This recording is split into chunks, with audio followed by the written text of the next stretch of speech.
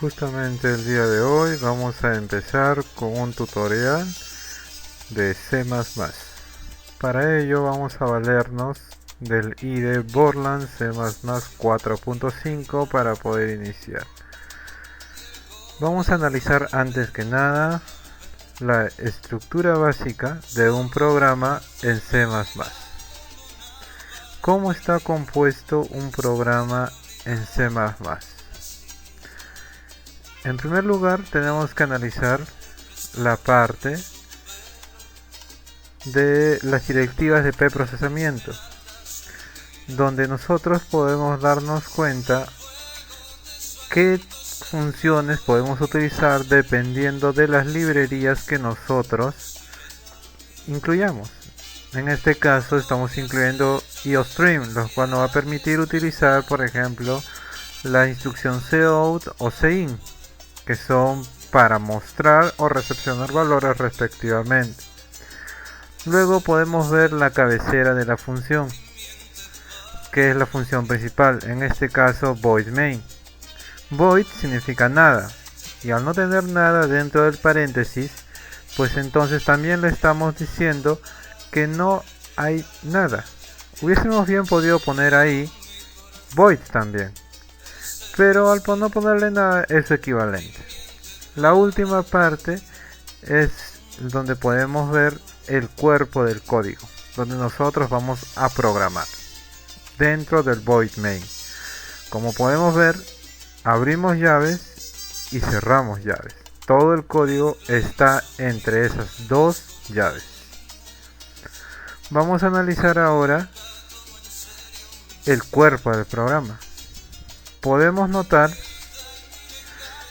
la declaración de las variables, la parte del flujo de entrada, que es donde nosotros recepcionamos valores por teclado, la parte del proceso, donde nosotros hacemos la operación que querramos, suma, resta, multiplicaciones, potencia, raíz, integrales, derivadas, etc, etc. Y por último podemos observar el flujo de salida con el cout, que lo podemos usar gracias a que hemos incluido la librería IOStream. Ahora vamos a continuar analizando un siguiente factor. Vamos a ver de qué se tratan las directivas de preprocesamiento. ¿Cuáles son las directivas de preprocesamiento o librerías? Tenemos, por ejemplo, la librería string.h, que nos permiten utilizar funciones de manejo de cadenas. Tenemos la librería math.h, que nos permite usar funciones matemáticas. La librería dos.h, que nos permite usar funciones de consola. La librería graphics.h, que nos permite utilizar funciones para el uso gráfico del C++. Estas son algunas de las librerías. Como ya hemos visto, también teníamos el IOStream. Tenemos también stdio, stdlib, conio.h, etcétera, etcétera. También podemos utilizar librerías en específico para algunas estructuras de datos ya establecidas, como por ejemplo vector. Tenemos la librería vector.h, que nos permite utilizar justamente esta estructura. Tenemos la librería list.h, que nos permite utilizar listas. Tenemos la librería keyword.h, que nos permite utilizar colas. Tenemos la librería stack.h, que nos permite utilizar pilas. En fin, dependiendo de la librería que nosotros agregamos, vamos a poder utilizar un tipo de función en específico según sea nuestra conveniencia. También vamos a hablar un poco sobre los tipos de datos. Los tipos de datos que tenemos son variados y vamos a variar ese tipo de datos dependiendo del uso que queramos darle. En este caso empecemos con el más usado, el entero. El entero tiene un dominio desde menos 32.768 hasta 32.767.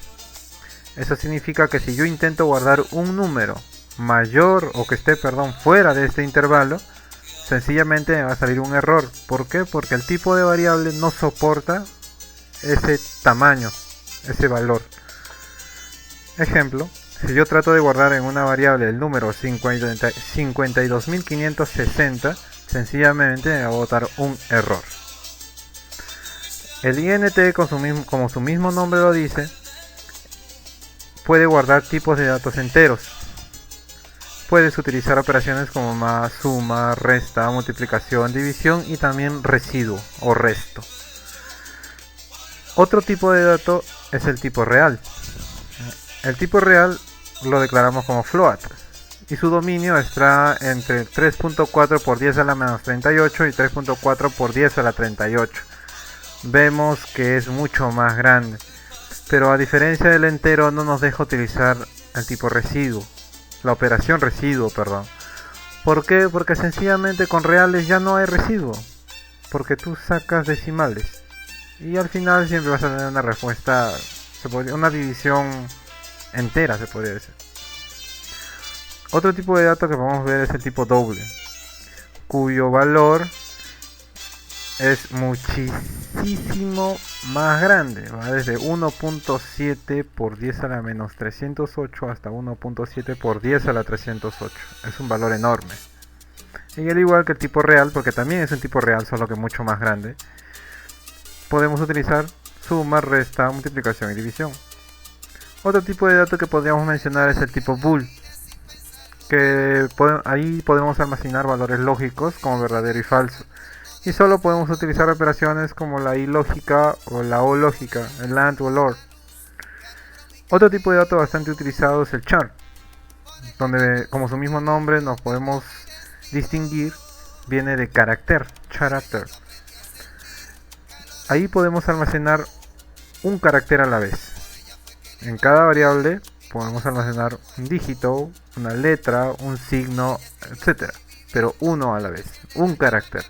Si queremos almacenar una palabra con el tipo de dato carácter, tendríamos que volverla un arreglo de caracteres. De esa manera podríamos guardar una palabra entera. Ahora, el siguiente paso va a ser analizar una pequeña aplicación desarrollada en Borland C++.